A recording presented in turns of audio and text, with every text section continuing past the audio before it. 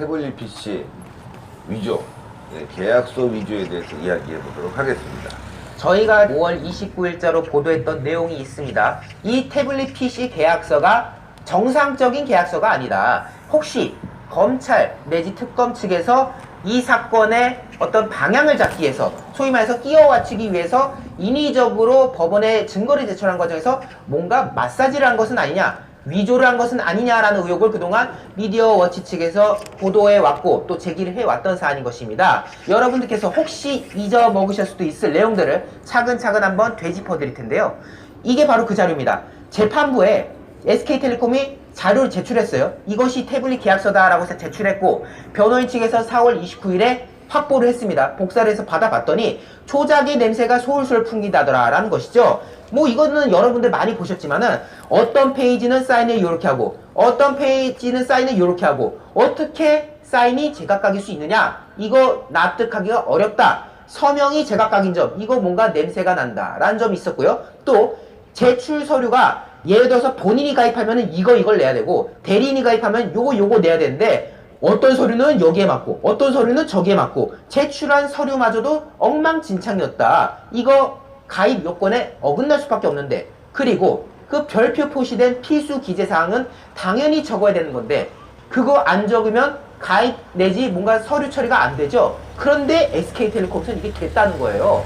필수 기재사항이 누락됐는데 어떻게 개통이 가능했겠는가? 이거 과연 SK텔레콤에서 나온 제대로 된 계약서가 맞느냐라는 말들이 나왔던 것이죠. 서명도 엉망, 제출 서류도 엉망, 필수 기재 누락, 이런 것이 왜 가능했을까? 바로 검찰 내지 특검 측에서 이것을 조작했고 이것을 법원에게 증거랍시고 제출했기 때문에, 그래서 그것이 그동안 통용되어 왔던 거 아니느냐라는 말들이 속속 나왔던 것이죠. 그런데요, 이 계약서에 또 다른 의혹이 있었습니다. 바로 계약서 받았다는 4월 29일 날 이 변호인 측에서 딱 봤더니 이렇게 4가지가 까맣게 마스킹된 채로 가려져 있었다는 것입니다. 그래서 변호인 측에서는 판단했습니다. 아, 이거 법원 측에서 이거 개인정보라서 가렸나 싶어가지고 법원 측에 한 번 더 얘기를 합니다.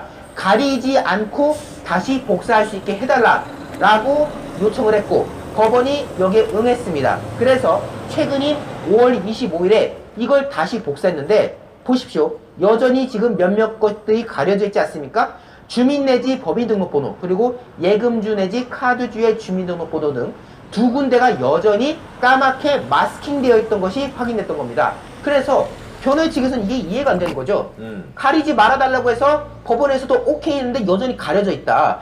4개 중에서 2개는 회복이 됐는데 여전히 2개가 남아있으니까 이거 가리지 말아달라니까요. 이거 쟁점 사안이에요. 왜? 지금 우리 변호인 측은 이 계약서가 근본적으로 위조가 되었을 가능성이 있다는 의혹을 제기하고 있지 않습니까? 그러려면은 이것이 진짜인지 가짜인지 확인하려면은 100% 모든 기재사항들이 다 적혀있는 것들이 우리가 필요하다. 그러니까 개인정보라고 하더라도 좀 지우지 말고 깨끗하게 아무것도 가려져 있지 않은 상태로 복사해달라라고 법원 측에 재차 말했더니 법원 측에서 의외의 답변을 한 겁니다. 그거 SK텔레콤에서 올 때부터 지워져 있었다 라고 말한 것이죠.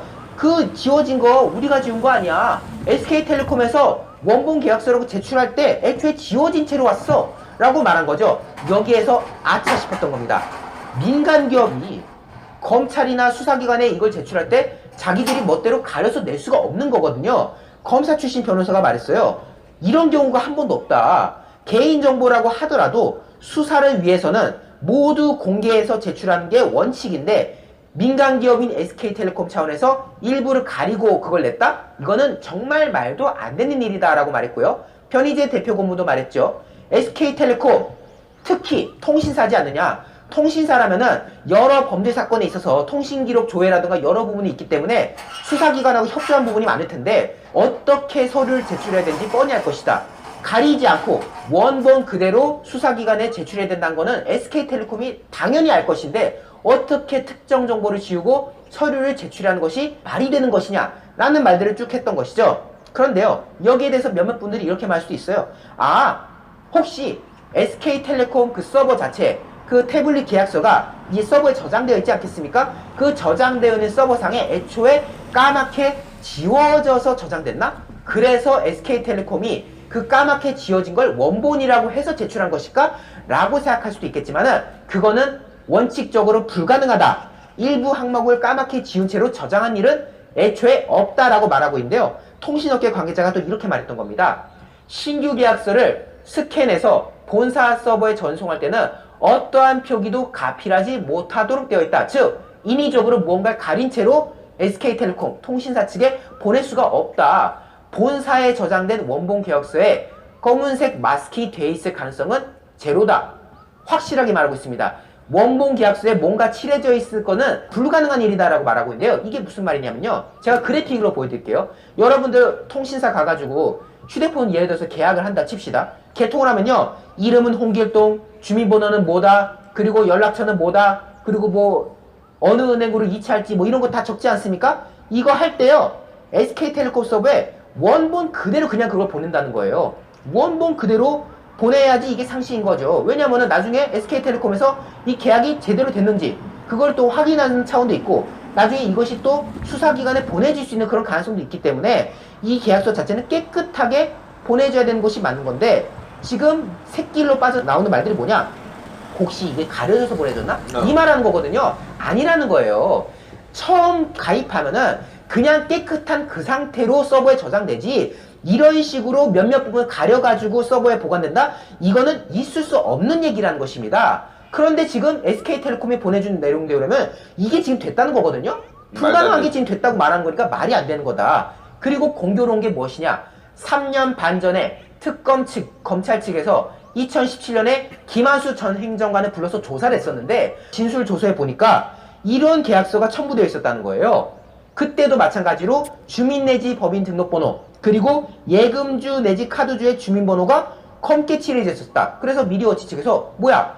검찰 특검 측에서 증거라고 내놨던 것과 이것이 동일한 건가 해서 이거를 그때 전문기관에 의뢰해보겠다고 했거든요. 네. 결과가 나왔습니다. 이미지 분석 전문가들한테 이걸 물어봤대요. 그래서 그 보도 내용을 보면은 뭐 선을 맞추고 뭐 해가지고 과거의 것과 최근 것이 동일한 건지 봤더니 동일한 것으로 확인됐다는 겁니다. 즉 SK텔레콤이 제출한 계약서는 미디어워치 측에서 이거 검찰이 사건을 끼워 맞추기 위해서 말도 안 되는 계약서를 만들어냈다, 가공해냈다 라고 주장하는 그것과 일치하다라고 지금 확인이 되었던 것입니다. 여기에 대해서 미디어워치는 이렇게 말합니다. SK텔레콤이 마스킹이 없는 원본을 제출한 대신 그러니까 원래는 원본은 깨끗한 상태로 제출해야 되는데 그걸 제출한 것이 아니라 지금 위조한 것으로 의혹이 제기되고 있는 그 검찰이 만든 가짜를 토스받아서 이것을 법원에 제출한 것이지 않느냐라는 의혹이 제기되고 만약에 이것이 사실이라면 만약에 검찰이 가공해낸 계약서를 제출한 것이 맞다면은 이거는 중대한 범죄일 것이다 라고 지적을 하면서 통신사 서버상의 원본에 마스킹이 된 것은 불가능하다고 하는데 애초에 서버상에는 까맣게 칠해진 게 저장될 수 없다고 하는데 SK텔레콤은 해명을 해야 된다. 이번에 법원에 제출한 계약서상에 왜 검정 마스킹이 들어갔던 것인지 왜 검찰에서 그 보여줬던 것과 동일한 것을 왜 제출했는지 이거 설명해야 되고 만약에 10분, 100분, 1000분 양보해가지고 설령 SK텔레콤 서버 자체에 마스킹이 된 채로 저장이 되어 있었다면 왜 그런 계약서가 가능했는지 왜 서명이 엉망이고 왜 서류가 엉망이고 왜 필수 기재 사항이 누락됐는데도 이런 것들이 가능했는지 여기에 대해서도 SK텔레콤은 규명을 해야 될 것이다. 때문에 검게 지우지 않은 원본 계약서를 다시 제출하라. 만약에 그런 계약서 없다면 왜 그런 계약서가 등장할 수 있었는지 해명하라라는 사실조회 신청을 지난 26일에 법원에 다시 제출했습니다. 하여튼 이 태블릿과 관련된 의혹들은 저희가 계속해서 보도가 나온 대로 정리해서 설명드리고 있는데요. 과연 무엇이 진실일지 정말로 검찰 내지 특검이 지난 과거에 이 계약서를 최소한의 태블릿 PC다라고 만들기 위해서 정말로 해서는 안 될 위조를 조작을 했는지 이런 것들도 우리가 차분하게 계속해서 살펴봐야 될 것 같습니다. 이 한약재 중에서는요, 최고 지위를 차지하는 게 이 녹용이라고 한다면 녹용에 버금가는 위치에 있는 것이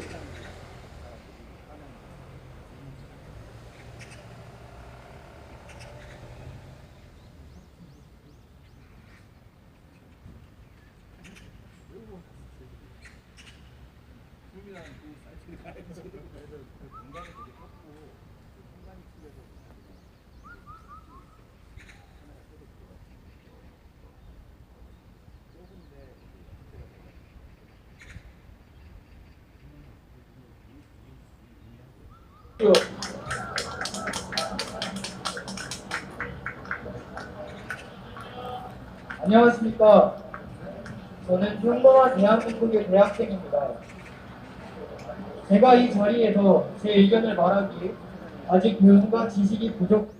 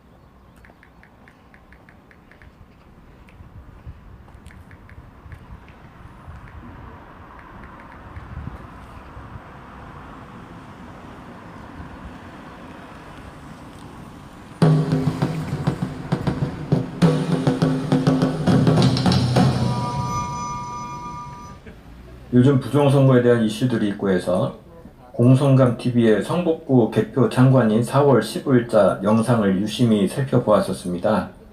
여러분들도 같이 선입견 없이 살펴보셨으면 합니다. 살펴보다 보니까 중간 지점에서 굉장히 중요하고 심각한 것을 발견하게 되어 이렇게 공개하게 되었습니다. 선관위에서는 투표지 분류기는 네트워크와 연결이 전혀 안 되어 있고 외부와 단절이 되어 있어서 안심하셔도 된다고 홍보해 왔습니다. 그것이 또한 공식적인 입장이었습니다. 그런데 이 영상에서는 분류기가 제대로 분류를 하지 못해서 기기 자체를 바꿨었는데도 제대로 분류를 하지 못하는 현상이 있는 초유의 사태가 벌어졌었습니다. 그런데 다행히도 기계를 바꾸는 과정에서 다시 설치하는 전 과정을 확인할 수 있는 기회를 얻은 것입니다. 이따 중간에 자세히 보시면서 설명을 드리겠지만 분류기에 노트북이 연결되어 있는 것에 저는 깜짝 놀랐고 그 노트북이 LG 노트북이라는 것에 또 한 번 놀랐습니다. 해킹칩이 내장되어 있는 하웨이 네트워크 장비를 사용하여 구축한 업체가 LG U+이기 때문에 그렇지 않아도 민감한데 노트북까지 LG인 것을 사용해서 의심은 더욱 증폭이 되는 것 같습니다. 노트북은 기본적으로 와이파이 통신 장치가 내장이 되어 있는데 어떻게 뻔한 거짓말을 하면서 이렇게 사용할 수 있는지에 대해서도 놀랐습니다. 노트북을 부팅하고 나서 보니까 아이콘이 해상도가 낮긴 하지만 와이파이가 잡혀있는 트레이 아이콘을 확인할 수 있었습니다. 그리고 더 확정할 수 있는 것은 분류기 관련 프로그램을 실행하고 나서 기초 코드 등록이란 작업을 실행하는데 데이터를 외부 네트워크에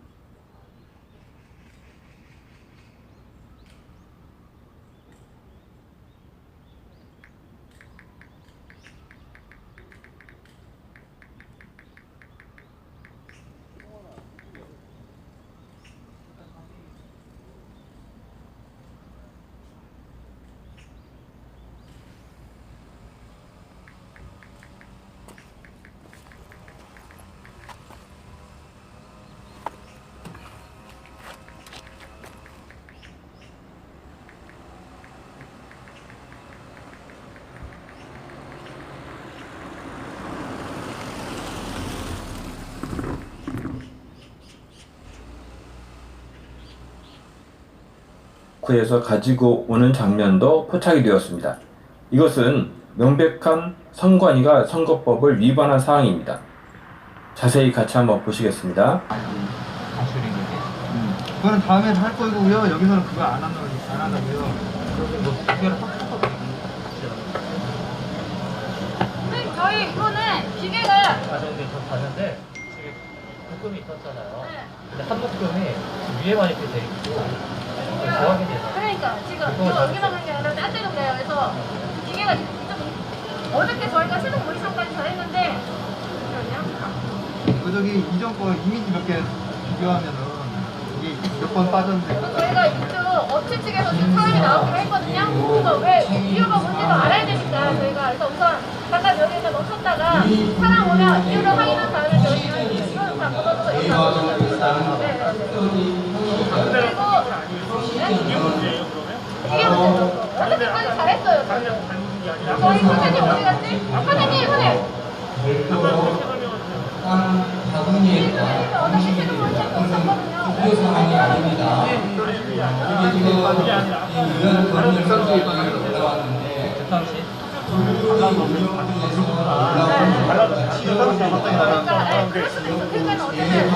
오셨거든요. 기계 문제냐 아니면 법적 문제냐 단순히 기계 문제라고 해서는 안 돼요. 이게 1680이 아닐 수도 있어요. 기계가 문제가 아니고 기계 문제라고 한다면 1810이 맞는데 기계가 오류가 나서 1680을 찍힐 수도 있거든요. 지금 이 상태는 이 결과는 믿을 수가 없어요. 기계가 지금 오류가 있는 것 같아서 네, 그렇죠. 그래서 저희 직원이 오케이. 했으니까 그대로 지금 되고 기다려보자고요. 한치 오차가 생겨도 어차피 시사님께서 다 걸러줍니다. 아니 이거는 중간 집계예요. 분류만 한다니까요. 그러려면 뭐하러 기계 뭐하러 해요? 수개표를 어차피 저기 할 건데 그거를 편하게 하는 거예요. 어떻게까지 잘했어요. 잘했는데 여기 좀 모르겠어요. 그래서 사람이 오버했어요. 이게 업체에서.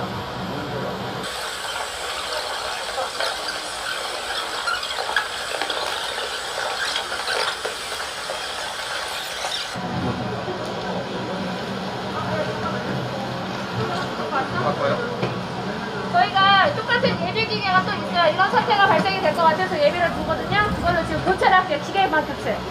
해보고 똑같은 문제가 또 생기면은 선관위 직원들은 다 거짓말만 하냐?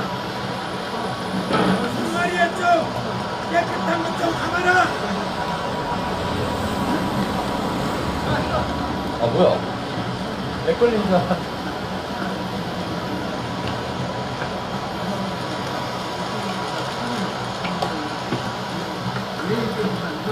불법 사기 집단에서 하루속히 나와라.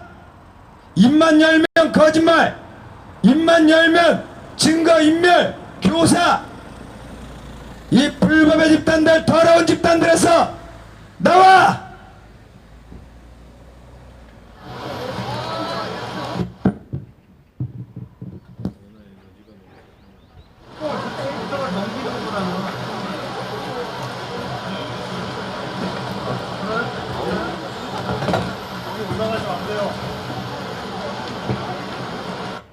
예, 성북구 개표 현장을 담은 영상인데요. 한번 보시죠.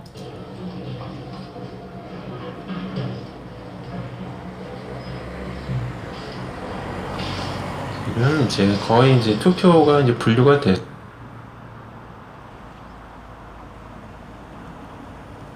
안녕하십니까. 공병호 TV의 공병호입니다. 여러분의 후원이 부정선거 의혹 사건의 실체를 밝히고 국내에 널리 알리는 공병호 TV 활동에 힘을 다할 것입니다.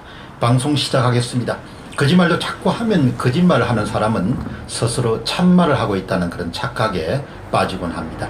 통신장비는 개표장 내 어떤 개표장에 들어있지 않았다는 선거관리위원회의 주장 가운데 어느 것을 믿을 수 있을까요? 그래도 정치인과 달리 공무원인 선관위 관계자들은 그렇지 않을 것이다고 생각했던 사람들이 꽤 많았을 것입니다. 첫 번째 질문은 사람들의 의문입니다. 어제 공병호 TV는 선거관리위원회 공개한 노트북 실제로 사용한 것인가 라는 그런 제목의 방송을 내보냈습니다.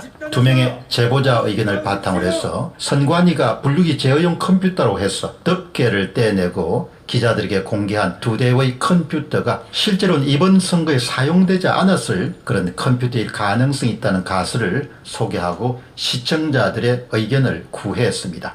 그날 시연에 참석한 선관위 여직원은 랜카드 칩셋을 자신이 제거했다고 말했지만 또 다른 관계자는 업체로부터 랜카드를 제거한 채 납품받았다는 그런 주장도 나왔습니다.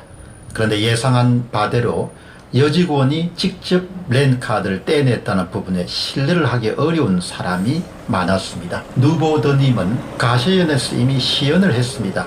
랜카드를 떠누면 전원이 연결되어 있기 때문에 떠들 수 없는 것입니다 라고 랜카드 제거 가능성을 부정합니다. 선관위 관계자들의 오락가락한 설명에 고개를 갸우뚱하는 사람들도 많았지만 아무튼 말도 많고 탈도 많았던 무슨 랜카드는 덮개를 떼낸 채 공개된 2대의 컴퓨터에는 보이지 않았습니다. 방송을 본 2XDX님은 무슨 랜이 안 되는 노트북을 도대체 누가 중고로 산답니까? 거짓말도 정도껏 해야지요 라고 핀잔을 줍니다.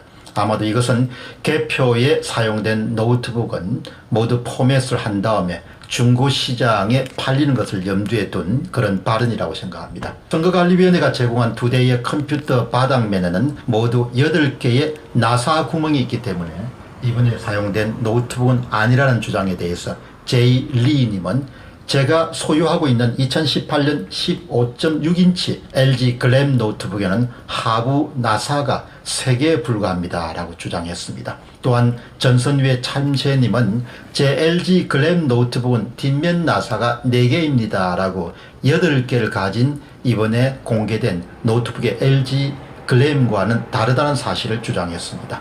두 사람의 의견은 모두 제어용 컴퓨터 기종으로 사용된 LG 글램 노트북 최신 모델은 8개의 나사를 갖고 있지 않음을 그렇게 시사하고 있습니다. 한 3008 코드님은 여직원 코멘트가 하도 이상해서 확인차 문의드립니다. 가세연에서 2주 전에 공개한 바에 따르면 LG 노트북의 경우는 카브를 분리할 경우 랜카드가 탈착식이 아니고 보드에 납땜이 된 일체형이라고 방송했습니다. 선관위 여직원이 납땜 업무도 하는가요? 이 부분에 주장이 대립됩니다. 이런 의견을 남겼습니다. 이번에 사용한 LG 글램 노트북이 랜카드를 뗐다 붙였다는 탈착식이 아니라 온보드로 일체식이라는 의견이 다수를 차지하고 있습니다. 다음 질문은 제어 노트북에 대한 합리적 의심입니다. 여러 의견들 가운데 두 분의 의견은 선관위 시연의 신뢰성을 제어 노트북 측면에서 파악하는 데 큰 도움을 줄 수 있는 의견이기 때문에 여러분과 함께 공유하기를 원합니다. 첫 번째 유력한 그런 의견을 필요하신 분은 타임스빵님입니다. 이렇게 이야기합니다. 상식적으로 굳이 랜카드가 사기꾼 범죄 집단 해체하라! 해체하라! 이 나라 팔아먹은 매국노 집단 사형이다! 사형이다! 랜카드가 일일이 해체해서 납땜되어 있는 랜카드를 해체한다는 것 자체가 말이 안 되는 이야기입니다. 그것도 한 대가 아니라 전국에 보급된 수백 대의 노트북을 본인들이 일일이 해체해서 재결합해야 될 이유가 없습니다. 결국 그 순간만 넘기기 위해 속임수를 쓴 것이라고 생각합니다. 물론 이게 전원이 들어올지 안 올지는 시연도 안 했습니다. 그냥 구리시에 있는 노트북을 해체해보고 구리 선관입니다. 실제 해체되었는지 그리고 동작을 해보면 됩니다. 또한 분류기 프린터도 굳이 와이파이로 되어 있는 모델로 비싸게 구매해서 와이파이 기능을 소프트웨어로 막았다고 이제서야 실태하고 있습니다. 처음에는 통신 기능이 없다고 했고 가세연에서 주문을 할 때 QR코드를 인식하고 통신 기능이 있음을 빨리 켜내자 이것만 어쩔 수 없이 중앙선거관리위원회가 시인한 셈입니다. 이런 주장을 말씀하고 있습니다. 그 다음에 또 두 번째 유력한 정보를 제공하신 분은 미치킴님입니다. 2017년 이전 LG 노트북은 무슨 모듈이 탈착식이라고 속해돼서 제거가 가능합니다. 그러나 지금 사용하는 선관위 노트북은 2018년 이후 모델로 온보드형으로 일체형으로 되어 있습니다. 어제 시연회를 유심히 보면서 LG 노트북 뒷면에 나사를 제거할 때 뒷면 플레이트에 아무런 인쇄나 표기가 없었습니다. 노트북 뒷면은 일반적으로 시리얼 번호, 제조 모델, 전원 및 무선 통신에 대한 각종 인증 등이 인쇄 혹은 스티커에 부착되어 있는데 모두 제거된 상태였습니다. 제거한 흔적도 없어서 이것은 메이커에서 작업에 동조한 흔적입니다. 이런 사실이 분명하면 굉장히 큰 문제가 될 수 있겠죠. 이것은 메이커에서 작업에 동조한 흔적입니다. 즉 과거 모델을 가지고 와서 시연했을 가능성도 있지만 실제로 2018년 이후에 모델의 온보드 행에서 납땜한 무슨 모델을 제거했다면 제거한 납땜 부분이 가지런히 깨끗하게 원형으로 되어 있으면 메이커의 전문가가 한 것이고 이제 LG 쪽에서 한 것이고 한쪽으로 흐른 듯 쏠림 현상이 있으면 그것은 급하게 전문가가 아닌 사람들이 했을 가능성이 있습니다. 영상이 고해상도가 아니라 흐릿해서 완벽하게 판단은 안 됩니다. 그리고 자세히 보면 이 무선 모듈은 자체 칩만 제거한다고 되는 게 아닙니다. 통신 모듈과 관계되는 전원부나 그 주변에 다양한 복합 기능들이 이 독립된 작은 PCB 보드를 통해서 결집되어 있기 때문입니다. 그래서 그 노트북은 바로 전원을 켜도 절대 전기가 들어오지 않을 것이 확실합니다. 설사 전기가 들어왔다 하더라도 그에 관계되는 다른 일부 기능이 사용하지 못하거나 에러 코드가 발생될 가능성도 분명히 존재합니다. 요약해서 말씀드리겠습니다. 사람들의 의구심을 없애기 위해서 중앙선거관리위원회는 시연회를 열었습니다. 그러나 오히려 의구심을 제거하기보다도 의구심을 더욱 정복시키고 오히려 선거관리위원회가 그동안 지속적으로 감추고자 했던 통신기능 탑재라는 중요한 사실을 프린터와 제어용 컴퓨터와 그리고 분류기에 모두 통신기능이 탑재되었을 가능성을 매우 높다는 점을 확인시켜준 그런 시연이었습니다. 공병호TV의 공병호였습니다. 감사합니다.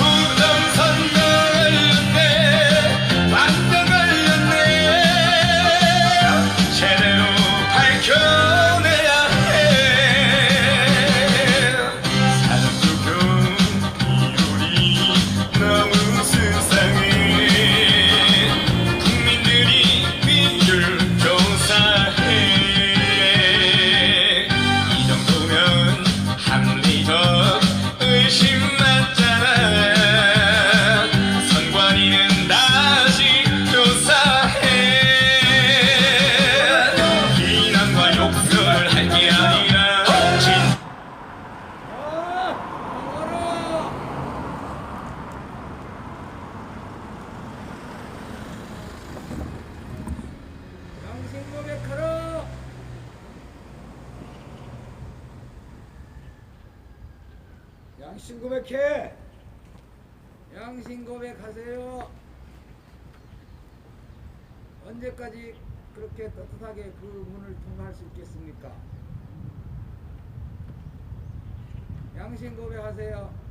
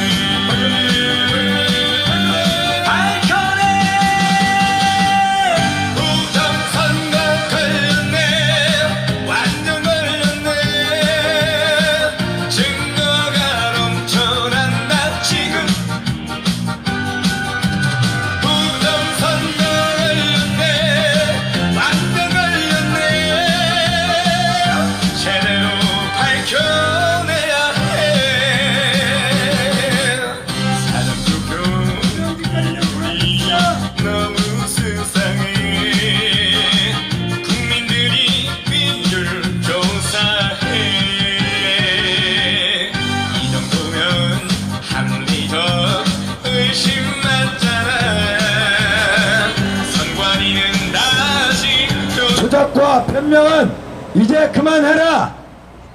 더럽고 추접한 불법 집단에서 나와서 여러분 그 받을 죄를, 그 벌을 참여하지 말길 바라요. 양심 고백하라. 양심 고백하라. 그 더러운 집단에서 나라의 세금으로 밥 잡아먹으면서 할 짓이 없어서 이 자유 대한민국 팔아먹는 짓에 부역하고도 어떻게 그렇게 멀쩡한가?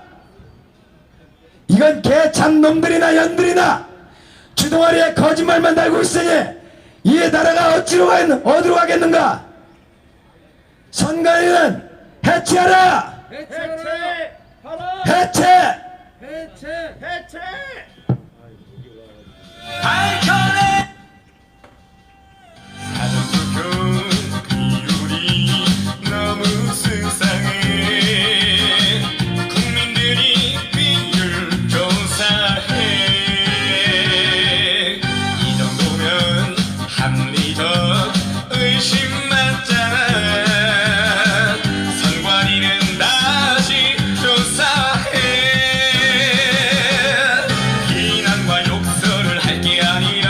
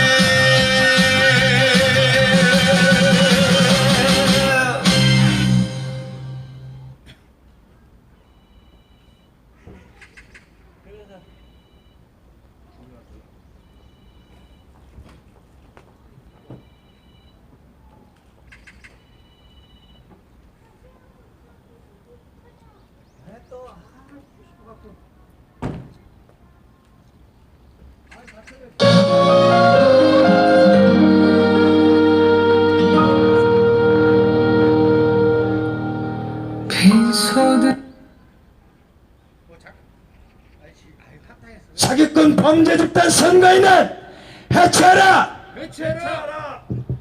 이 무기고고 뻣뻣한 인간들아, 이 자유 대한민국 팔아쳐먹고 매일같이 변명일색 증거인멸이나 교사하고 어찌하여 그렇게 회개하지 못하느냐? 해체하라! 너희들의 양심 고백하지 않고 명백하게 이 자유 대한민국 무너질 때 그 벌을 감당하게 될 것이다. 사형! 이 나라가 뭐가 부족해서 중국 공산당에다 팔아쳐먹고 국민들의 부정을 얘기하면은 증거를 보여주면 될 거를 어디 맨날 변명일생하고 시원시원하 짓거리고 선거에는 양심 고백하라!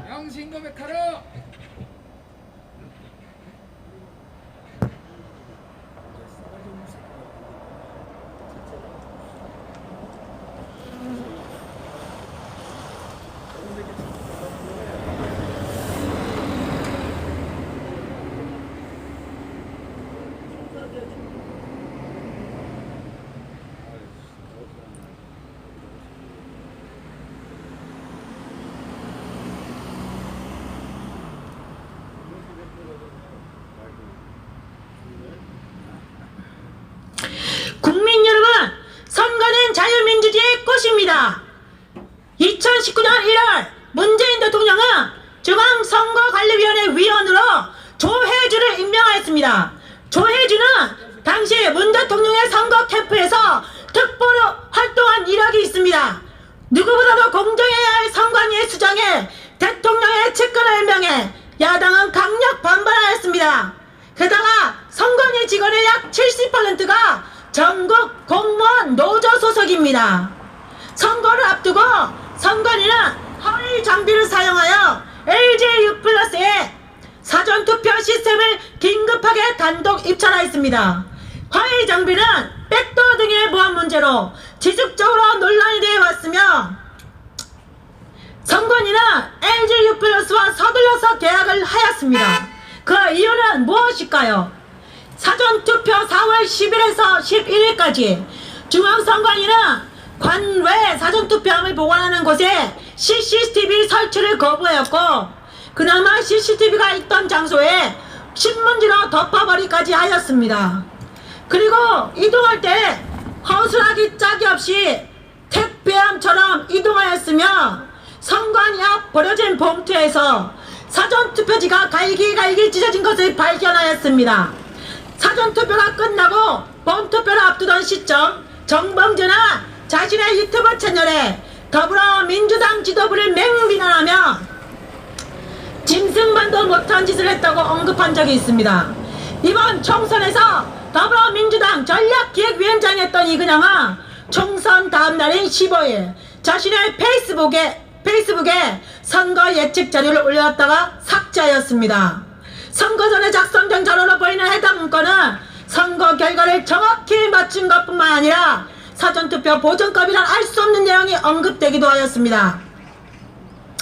본투표 4월 15일에는 코로나의 위험을 무릅쓰고 66%라는 높은 투표율을 기록하며 치러졌으며 더불어민주당과 그 비례정당은 유시민의 예측대로 전례 없는 180석을 차지하였습니다.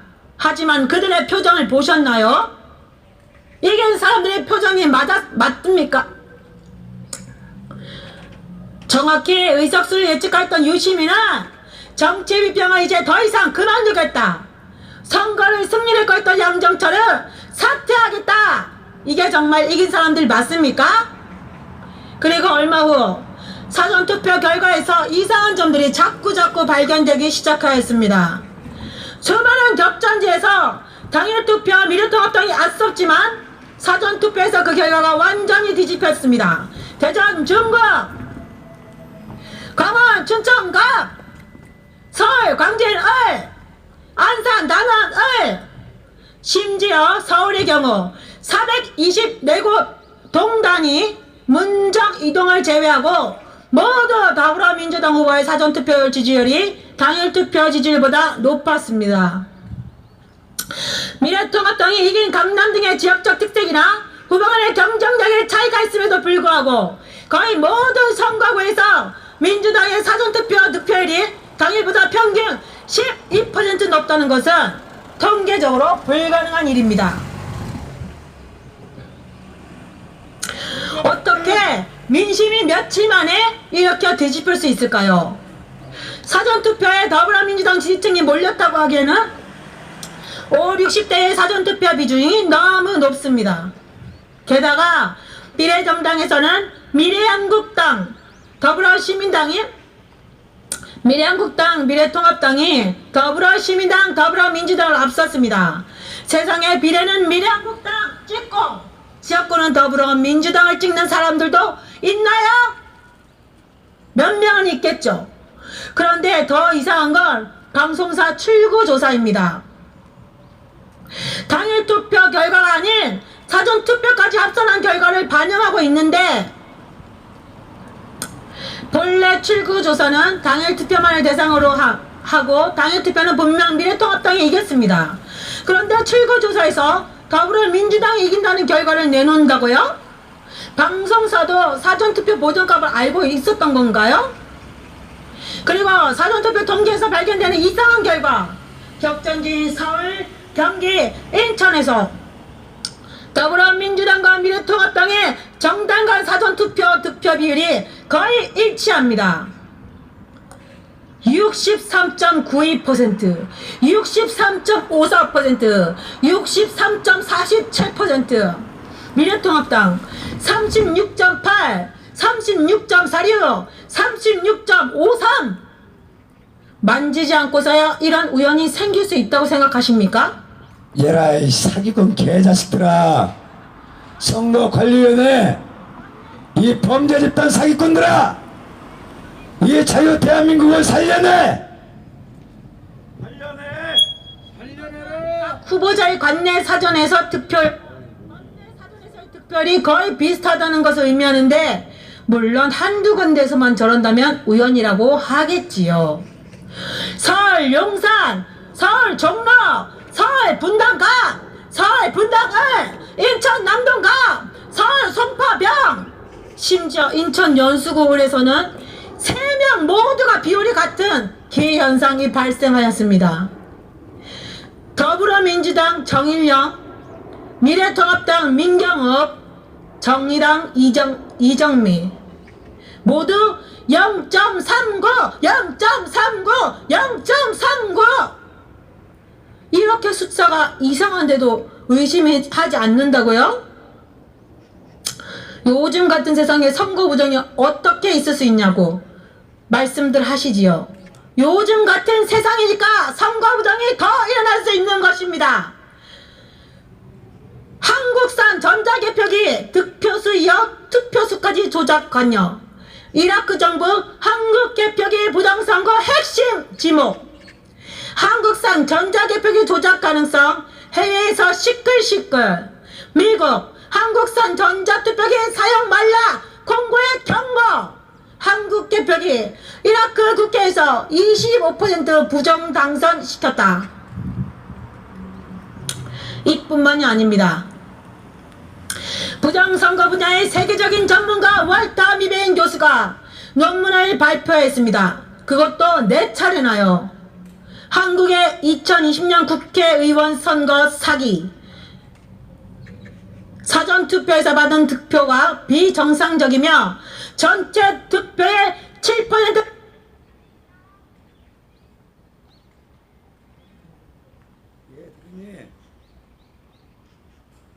괜찮아. 지금 저 하도 무겁해가지고 윤혜진 사모님 거 틀어놨어요.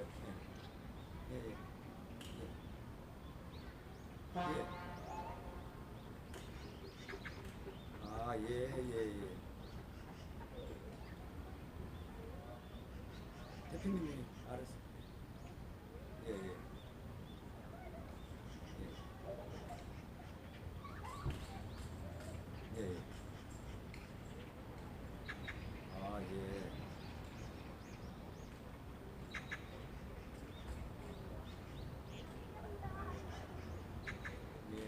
뭐 대표님 하시는 대로 상관없으니까 대표님이 저희 마음의 결정을 갖고 계셨으니까 벌금도 내야 되고 가능하면 해주시는 게 괜찮을 것 같아요.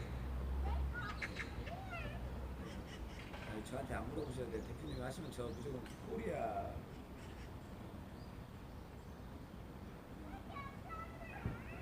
예, 힘내셔요.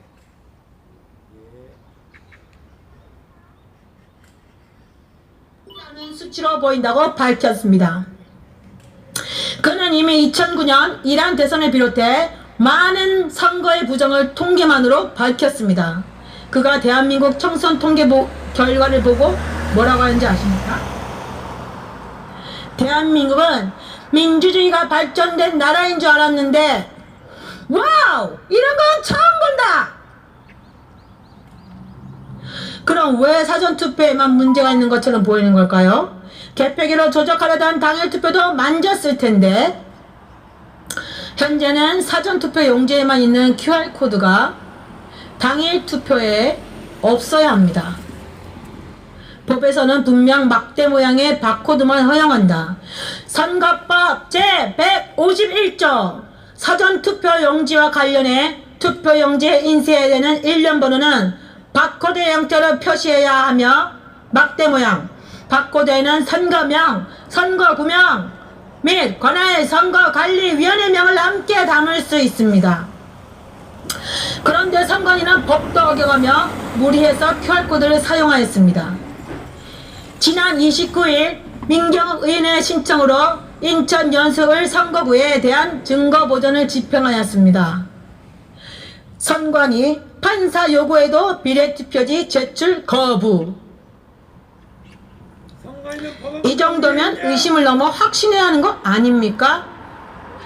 그래도 우리나라가 선거관리 시스템이 그렇게 허술하겠냐 믿고 싶겠지만 삼립방 상자에 담겨나온 사전투표 용지들의 보관 상태, 헬스장에 보관 중인 사전투표 용지들, 사전투표를 보관하는 박스는 반쯤 열려 있지 않나?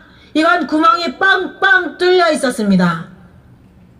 그리고 이미 훼손된 것으로 보이는 봉인 상태, 도장이 여기 찍었다, 저기 찍었다, 절반만 찍힌 도장, 다시 찍힌 도장, 게다가 너무나 쉽게 떨어지는 봉인지 보셨나요?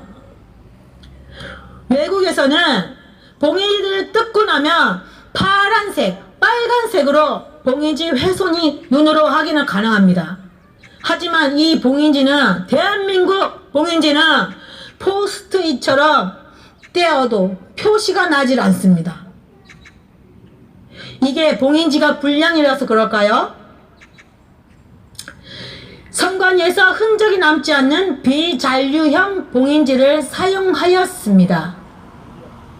특수 봉인 스티커, 비잔류형 봉인 테이프라고 써 있습니다. 그리고 드러나는 개표기의 문제, 1번 후보자의 투표지가 아무것도 없는 표가 같이 집계되는 것이 영상에서 포착되었으며 참관인이 지적하자 그러니까 지금 여기만 그런 게 아니라 딴 데도 그래요. 1810표가 맞는데 기계가 오류가 나서 1680표로 찍혔습니다. 오류가 나서 200표 차이가 날 수 있다고요? 게다가 교체한 기계에서도 동일한 현상이 계속 발견되었습니다.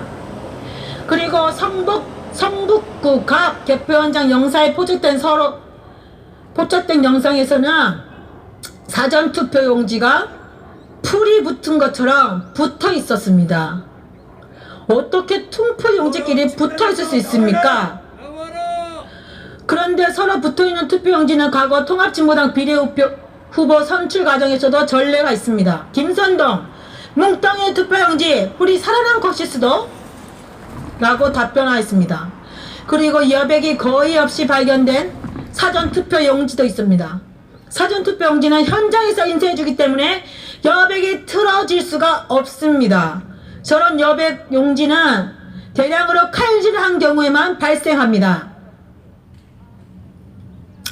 그리고 비례투표 용지는 길어서 사전 관외 투표를 하려면 접어서 봉투에 넣어야 합니다. 그런데 개표장에서 빳빳한 신권 같은 투표지 뭉탱이가 보였으며 이런 이상한 표들은 하나같이 더불어민주당 1번에 찍혀 있었습니다. 부천시 신중동의 경우 총 18,210명이 관내 사전투표에 참여했습니다. 이것은 투표소가 한 곳이었는데 사전투표에 주어진 시간이 24시간입니다. 4.7초마다 쉬지 않고 투표를 해야만 가능한 결과입니다. 장갑을 착용하고 신원을 확인하고 투표지를 인쇄하고 투표하는 것을 고려했을 때 우사인 볼트도 할 수 없는 결과입니다. 게다가 개표 과정에서 중국인이 개표 사무원으로 참가한 것이 드러났습니다. 이 선관위는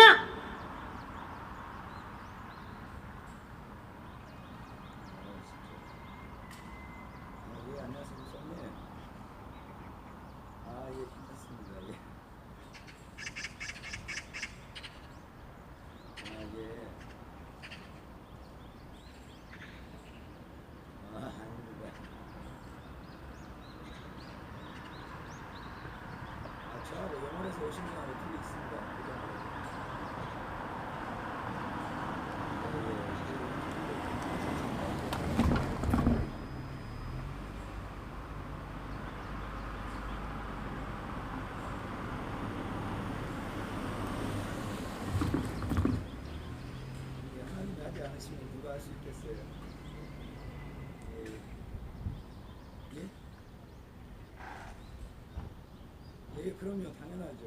예, 국회에서 열심히 활동하고 있습니다.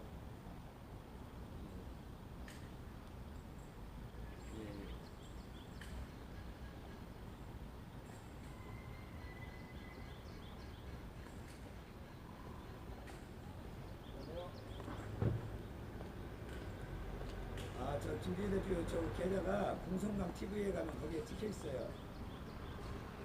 공성강 TV에 가면 찍혀 있습니다.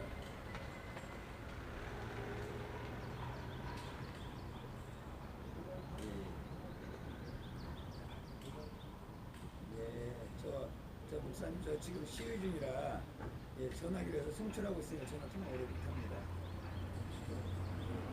수고하세요. 국적 기준이 없다고 답변하였으며 법에서 개표 참관인을 한국인에게만 허용하는 것을 비춰봤을 때 더 엄격하게 선정해야 할 개표 사무원에 대한 국적 기준이 없어서 문제없다고 해명하는 건 정말 납득할 수 있겠습니까? 이 모든 선거 부정 의혹을 밝히기 위해서는 증거를 확보해야 할 텐데 선거 이후 물류 창고 및 폐기물 처리장에서 수상한 화재가 계속적으로 발생하였습니다. 선거 부정이 있었던 이라크의 투표함 창고에서도 화재가 발생하였습니다. 이에 윤석열 검찰이 2005제 대규모 검사를 투입하자 친여 세력이 검찰의 수사를 비판하며 창고에 대체 뭐가 있었길래 이들을 이렇게 민감하게 구는 걸까요? 선거는 자유민주주의의 꽃입니다. 국민 여러분, 이제 여러분들이 일어날 차례입니다. 국민 여러분, 간곡히 부탁드립니다. 자유민주주의를 지켜주십시오. 자유민주주의는 당신들의 권리이며 우리의 자유민주주의 주권입니다.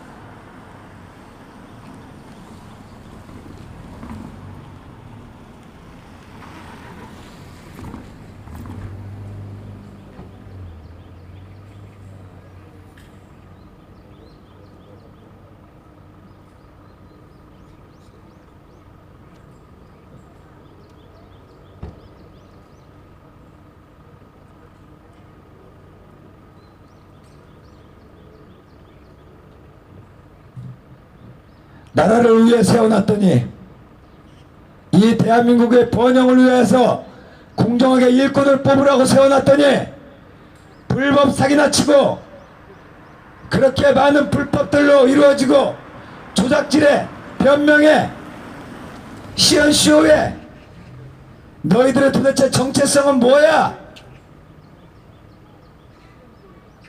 중앙선관위에서 일하지 말고 나오세요 다! 어째 이런 불법 집단에서 이 자유 대한민국 팔아먹는 집단에서 그렇게 태연하게 출퇴근을 하십니까? 청년 여러분! 여러분들 젊음이 뭐가 부족해서 이 더럽고 추악하게 나라 팔아먹는 집단에서 일하냐고요? 우리 유건순 여사는 18살에 나라를 위해 바칠 몸이 하나밖에 없어서 한탄스럽다고 말을 하고 감옥에서 죽어갔어요. 그런데 여러분들 나이가 몇이에요? 다 20살 넘었잖아요. 그런데 이 나라 팔아쳐먹는 국가에서 나라 팔아먹는 집단에서 여러분들이 녹을 먹고 이 부역질에 침묵해서 되겠습니까? 제발 정신 차리십시오.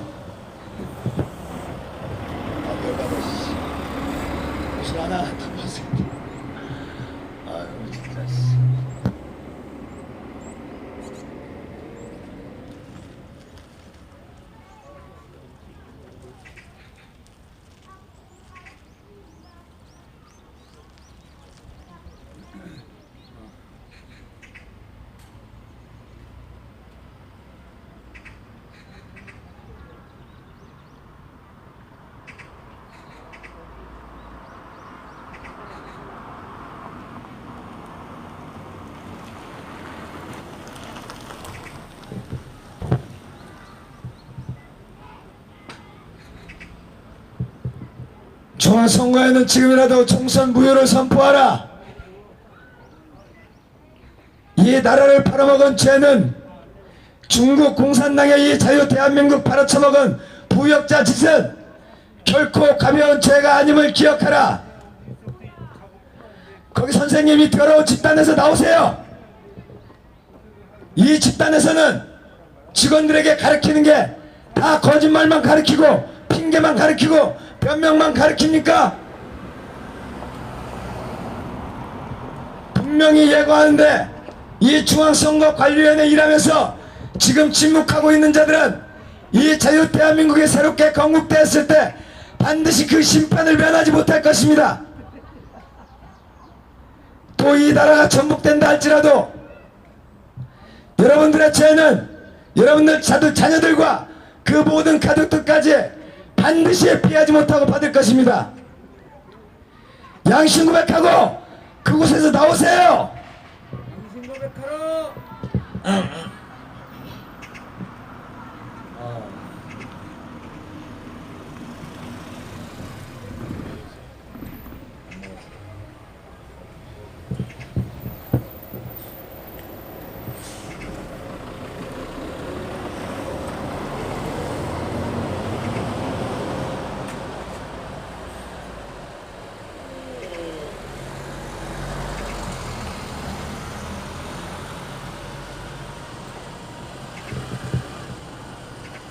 천문학적인 돈을 들여가지고 조작질하는데 돈을 다 쓰고 나라가 어려운데 고무신 선거하는 저 문재인과 조혜주는 반드시 사형이다.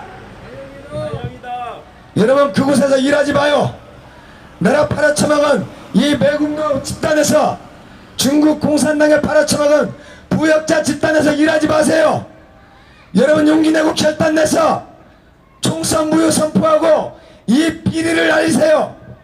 지금이라도 돌이켜서 저 이 나라를 전체주의 국가로 끌고 가려고는 더불어 공산당을 해체해야 합니다.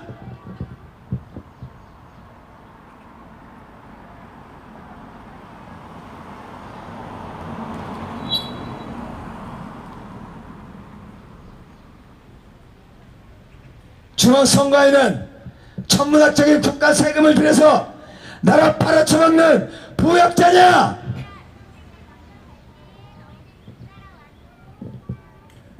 뻔뻔하게도 그 많은 증거들에 대해서 변명에만 일색하고 증거인멸하고 교사시키고 왜 선거 한 달 이내에 그 많은 물류창고들이 화재가 났니? 특히 군포에서는 개수기가 포함된 삼립방 상자가 포함된 모든 선거용품들을 불어났습니다. 거기 젊은 청년 여러분, 근무하러 들어가시는 분들, 이 더러운 불법 집단에 사표 집어던지고 나와서 이 자유대면문 살려내는데 양심을 고백하세요. 불난 곳마다 모두 다 선거관리위원회와 관련된 곳이에요. 증거인멸이나 조작질만 하는 이 더러운 불법 집단, 나라 팔아쳐먹는 집단에서 일하지 말라고요. 그곳에서 받는 월급이 여러분들의 삶을 윤택하게 할 것 같습니까? 억압과 통제로 노예 생활을 하게 될 것입니다. 거짓말을 하고 돈 주고 진급하고 돈 줘서 들어가고 그 더러운 불법이 이어지니 그 자손들까지 얼마나 비참한 삶을 살지 정말로 비통하군요. 그것을 끊어낼 것은 용기를 내는 것입니다. 내 더러워서 이제 다시는 이 불법에 참여하지 않으리라 용기를 내고 결단하는 거라고요.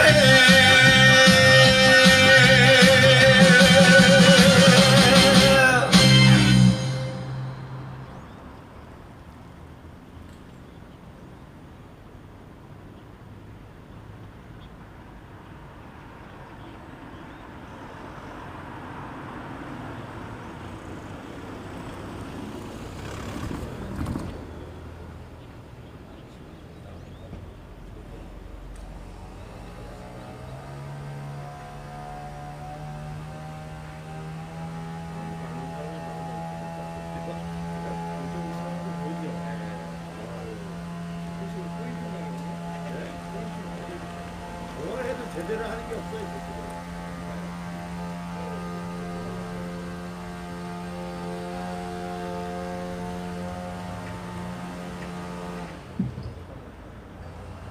중앙선관위 불법 사기 집단에서 근무하지 마시고 사표 집어 던지시죠. 나라 팔아먹는 부역짓 하고 그곳에 여러분들이 침묵한다면 과연 여러분들의 자유는 어디서 찾을 것이며 여러분들의 주권은 어디서 찾으실 것입니까?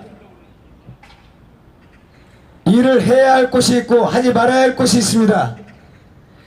그러나 중앙선관위와 같이 불법 사기 집단에서 일한다면 여러분들의 그 좋은 옷과 좋은 책상은 모두 쓰레기 한낮 바람에 날리는 먼지와 같이 없어질 것들이라는 걸 기억하십시오. 정신 차리고 이 자유대한민국 몰락하기 전에 여러분들 나오시기 바랍니다.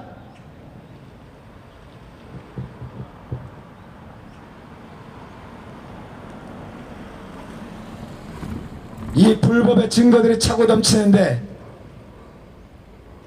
국민들의 부정의 증거에 대해서 제시하라고 하면 증거인멸이나 하고 증거인멸을 교사하고 칩을 빼돌리고 선거용품 디지털 기기가 쌓여있는 창고를 불내고 또 시연의 쇼 짓거리나 짓거리고 거기 당장 그만두세요.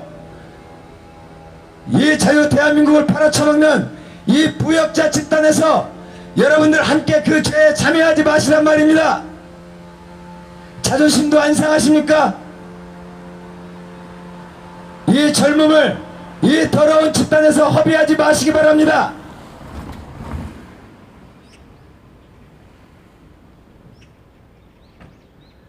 이 자유가 얼마나 소중한 것인데 홍콩 사람들을 보십시오. 그 고통 가운데에서도 자유를 찾겠다고 어린아이와 같이 손잡고 달려 도망가는 사진을 며칠 전 보았습니다. 여러분 얼마나 편하게 지내고 계십니까? 지금 누구에게 핍박을 받습니까? 지금은 정부의 개가 되어서 그렇게 침묵하면서 핍박받지 않는다고 느껴지겠지만 이미 통제와 억압은 시작이 되었습니다. 우한 폐렴을 이 나라의 공격으로 삼고 여러분들을 통해서 전체주의 국가에서 시험하는 마스크 배급제를 이미 시험하였고 여러분들은 그 시험에 참여해 보았습니다. 이 자유시장 경제가 그 마스크 하나 못 만들어낼 것 같아가지고 그렇게 배급제를 한 줄 아십니까?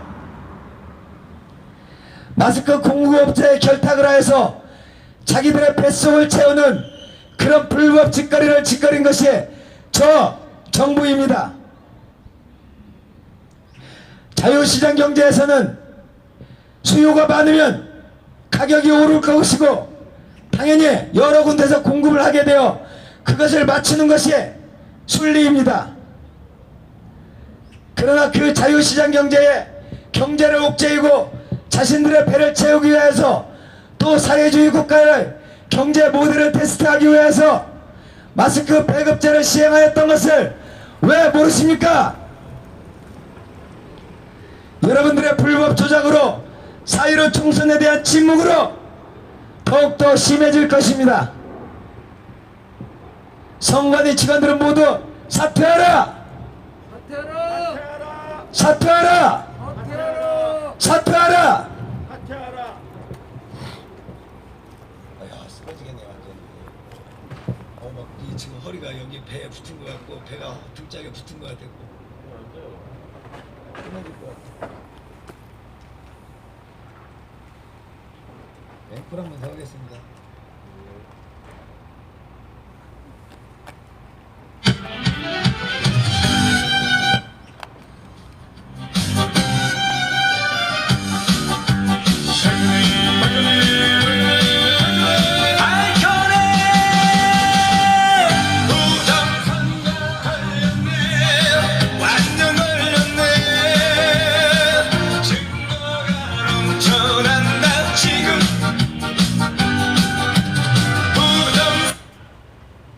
청년 여러분, 나라 팔아쳐먹은 더러운 부역자 집단에서 나오세요.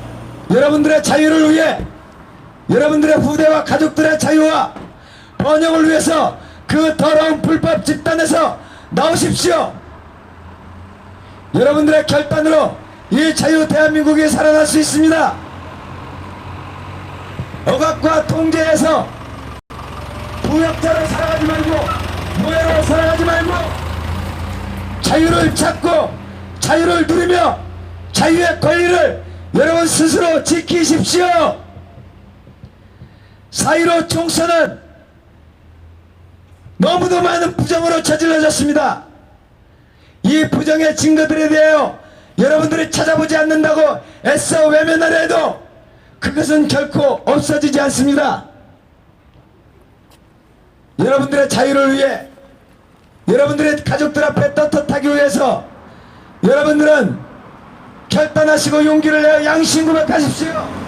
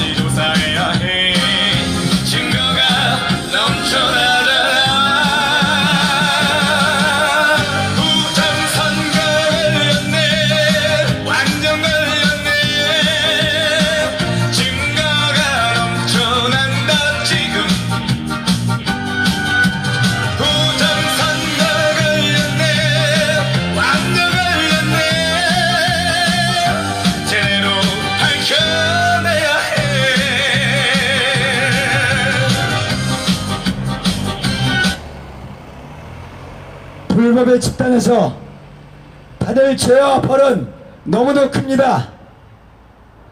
여러분들, 이 중앙선거관리위원회가 나라를 팔아먹은 부역짓을 했는데 그 받을 벌에 여러분들이 참여해서야 되겠습니까?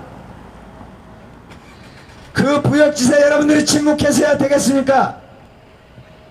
그 받을 재앙에 참여하지 말고 속히 나와서 자유를 얻으시기 바랍니다.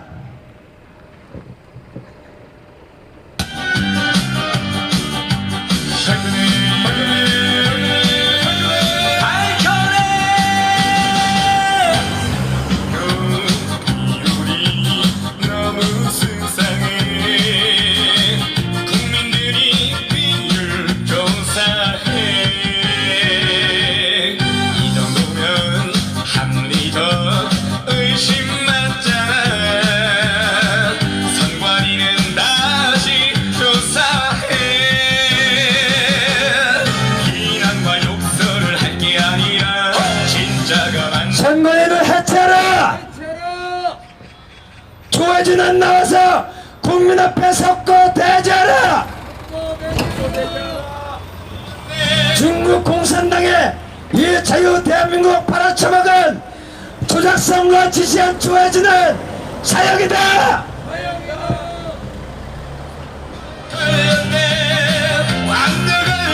그 더러운 집단에서 일하지 마시고 자유를 위해 여러분들 양심을 고백하십시오. 양심 고백하라.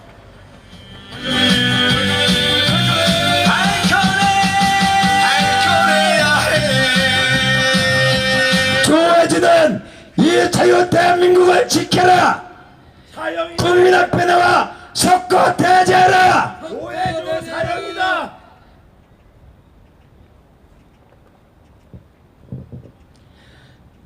들어가시는 젊은 청년 여러분, 여러분들의 자유를 여러분들이 지키셔야 합니다.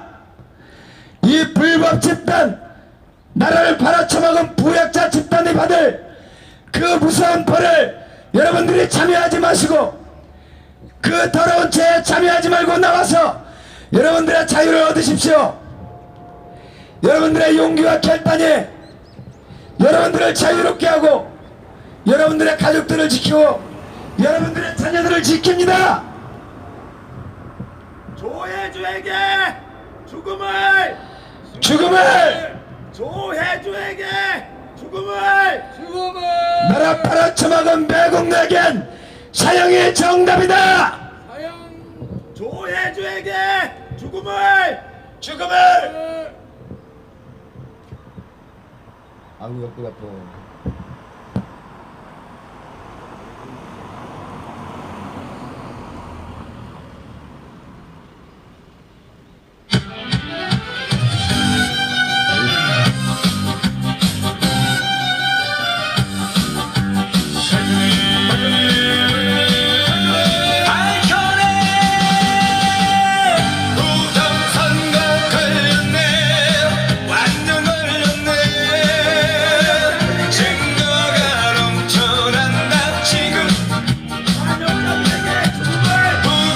나라 팔아쳐먹은 매국노 짓에서 여러분 나오십시오. 어찌하여 이 자유 대한민국 팔아쳐먹은 부역자 짓을 하고 거기에 침묵까지 하고 있습니까? 조혜주에게 죽음을 매국노에겐 사형밖에 없습니다. 이 자유 대한민국 이제는 프랑스와 같이 나치에게 동역하고 부역하였던 모든 자들을 사형에 집행하였고 무기수로 감옥에 가두어 철저하게 응징하였습니다. 이 자유 대한민국이 새롭게 건국될 때에 그 받을 벌에 참여하지 말고 양심을 고백하라. 양심 고백하라.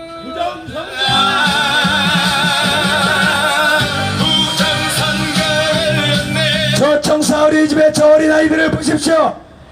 그 아이들에게 우리는 이 자유를 물려주어야 합니다. 그것이 여러분들의 결단으로 이루어질 수 있어요.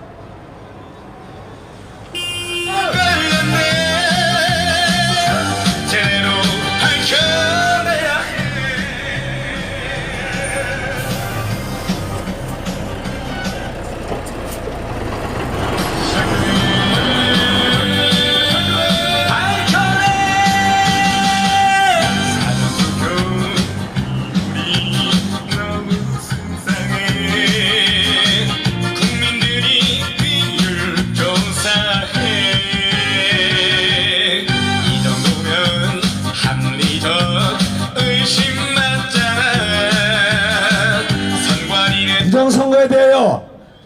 이의를 제기하는 국민들을 탄압하지 말고 이의를 제기하고 있는 의원들에게 명백하게 증거를 공개하지 않는 선관위는 해체하라! 그것이 바로 너희들 스스로가 부정선거를 조작질하고 개입했다는 증거가 아니면 무엇이냐? 이 나라 팔아쳐먹은 부역자 놈들아, 너희들에게 남을 것은 반드시 사형밖에 없다. 지금이라도 회개하고 양심을 고백해라. 조혜주에게 죽음을 제대로 조혜주는 사형이다. 사형이다.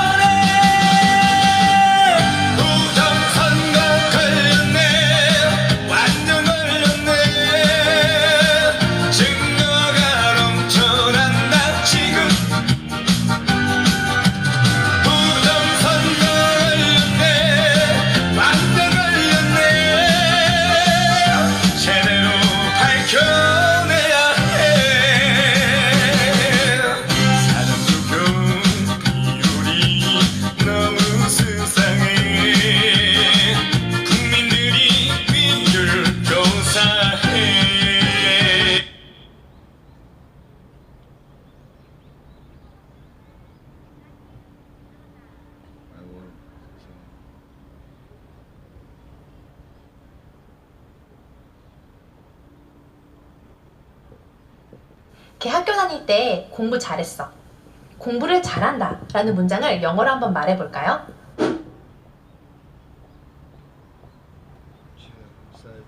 안녕하십니까. 공병호 TV의 원과 구독이 나라를 구하는 일에 큰 도움이 될 것입니다. 방송 시작하겠습니다.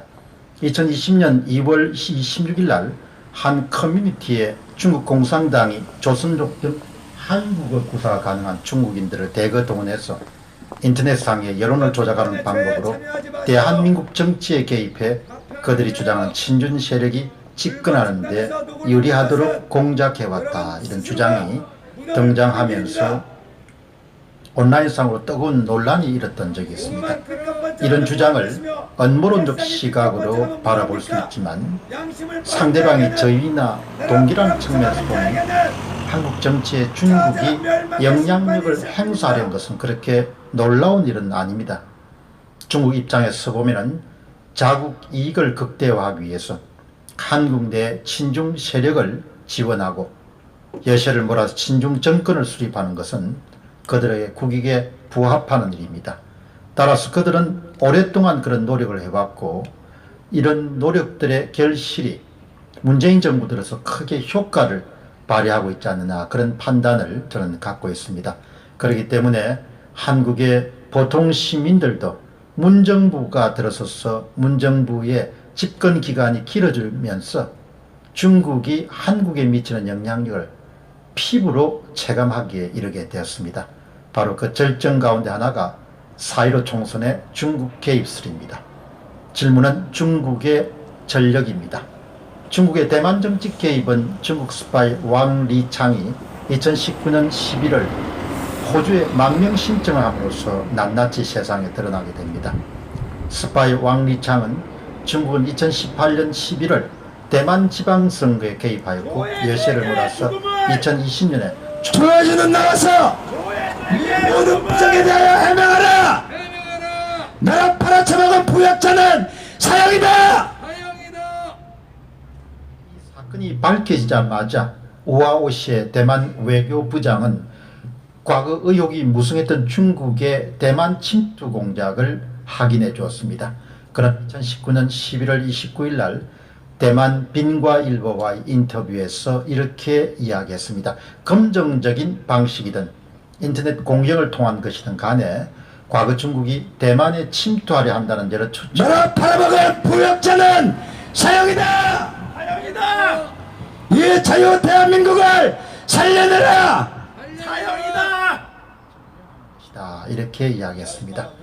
비슷한 시기인 11월 26일 날 재선 도전에 나선 차이 잉원 대만 총통은 자신의 페이스북에서 이렇게 주장했습니다.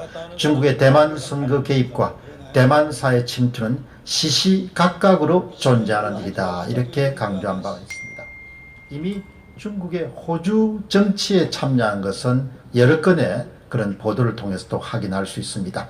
하물며 대만과 호주가 그 정도면 자신의 지정학적 이익이 크게 걸려있는 한반도의 영향력을 확대하기 위해서 친중 세력을 심기 위해서 한국 정치에 개입하지 않으리라고 그렇게 예상한 것은 너무나 순진한 발상이라고 볼 수 있겠습니다.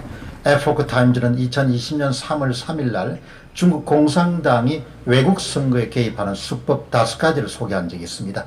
특정 정당 후보의 은밀한 자금을 지원하고 특정 정당 후보의 불리한 자료를 수집하고 현지 언론을 매수하고 비자금을 후원하고 인플루언서와 댓글 부대를 동원해서 SNS를 통해 가지고 공격하고 중국인 유학생과 중국계 현지 및 민간단체를 이용한다. 이런 수법을 소개했습니다. 그러나 중국의 외국 선거 개입은 어제 오늘의 일은 아닙니다. 미국 국가방첩안보센터의 윌리엄 에브니나 국장은 중국이 주변 국가의 선거 개입을 한 지는 이미 몇십 년이 되었다. 이렇게 주장한 바가 있습니다. 다음 질문은 우리의 현실입니다. 4.15 총선에서 중국 개입설이 끊이질 않습니다. 그러나 실체가 밝혀지는 일은 쉽지가 않을 것으로 봅니다. 이웃한 대만조차도 호주로 망명한 스파이가 대만 정치 개입설을 실토한 이후에서야 비로소 대만에 책임 있는 사람들이 중국 개입설을 인정할 정도였습니다. 역대 정부 가운데서도 유난히 친중 행보를 보여온 것이 바로 문재인 정권입니다. 친중과 관련해서 여러 의혹의 대상이 되어온 것이 사실이고, 사실 한국의 시민들은 문재인 정권 등장 이전까지만 하더라도 중국의 영향력과 중국의 압력을 피부로 느낀 적은 없습니다. 그러나 문 정권이 등장한 이후에 그야말로 중국의 압박감을 보통 시민들도 느낄 정도입니다. 문재인 대통령의 최측근인 현재의 노영민 청와대 비서실장은 초대 주중 한국 대사로 활동했습니다. 노영민 비서실장의 주중 대사 기간은 2017년 8월부터 2019년 1월까지입니다. 그러니까 주중 대사를 그만두고 바로 비서실장에 취임했습니다. 그가 재임하고 있는 동안 중국 내에 두터운 기초를 다졌을 것으로 추측하는 일은 어렵지 않습니다. 또 다른 문재인 대통령의 최측근인 양정철 전 민주연구원장은 4.15 총선 의혹 사건의 핵심 인물로 손꼽히고 있습니다. 양정철 전 원장이 베이징을 방문해서 중국 공산당 싱크탱크인 중앙당교와 정책 협약식을 맺은 시점이 2019년 7월 11일이었습니다. 자력으로 이루어진 일이라기보다도 노영민 비서실장이 닦아놓은 인맥과 기반 위에서 이루어진 작업이지 않겠느냐, 그런 생각을 해보게 됩니다. 기사를 검색하다 보면 눈길을 확 끄는 또 내용이 있습니다. 유독 문 대통령의 측근들은 중국과 인연이 다 있다는 생각입니다. 또 한 명의 최측근인 이호철 전 민정수석은 중앙일보와 2018년 8월 17일 가진 인터뷰에서 의미심장한 내용을 털어놓은 적이 있습니다. 기자가 묻습니다. 근황이 어떻습니까? 그러자 이호철 전 민정수석으로부터 돌아온 답은 중국가를 준비에 전념하고 있습니다. 이런 답이었습니다. 중국은 갑자기 왜? 라는 질문에 베이징대에 1년간 방문학자로 가는데 학교에서 15분 거리에 아파트를 얻어놨습니다. 차이나 게이트라는 것, 중국의 공산당이 한국의 친중 정권을 수립하고 한국의 친중 세력들을 양성해가는 그런 차이나 게이트라는 것도 기계가 하는 것이 아니라 사람이 하는 것입니다. 사람들이 교분을 맺고 서로의 이익에 도움이 되기 때문에 밀어주고 끌어주는 그런 관계가 형성되게 됩니다. 노영민 현 비서실장의 주중대사로 재임한 기간은 2017년 8월부터 2019년 1월입니다. 양정철 전 민주연구원 원장이 당교 협약식을 진행한 것이 2019년 7월입니다. 이호철 전 민정수석이 중국의 베이징 대학에서 1년간 머문 기간이 2018년 9월부터 2019년 8월까지입니다. 중국이란 나라에서 그들은 무엇을 배울 것이 있는지, 그들이 무엇을 배웠는지, 그리고 그들이 배운 것을 지금 이 땅에 어떻게 실천해 옮기고 있는지 요즘 들어서 이런 문제를 부쩍 생각하게 됩니다. 저는 중국을 생각할 때 참으로 배울 것이 없는 나라다 이렇게 생각합니다. 그러나 문재인 대통령의 최측근들은 참으로 배울 것이 많은 나라다 이렇게 생각하는 모양입니다. 이 간격이 아주 크다고 봅니다. 중국의 영향력은 앞으로 한반도에서 점점 더 증가할 것으로 봅니다. 많은 시민들이 깨어 있어야 되고 감시를 게을리하지 않아야 우리의 주권을 지킬 수 있고 자유 대한민국을 길이길이 유지할 수 있을 것입니다. 공병호TV의 공병호였습니다. 감사합니다.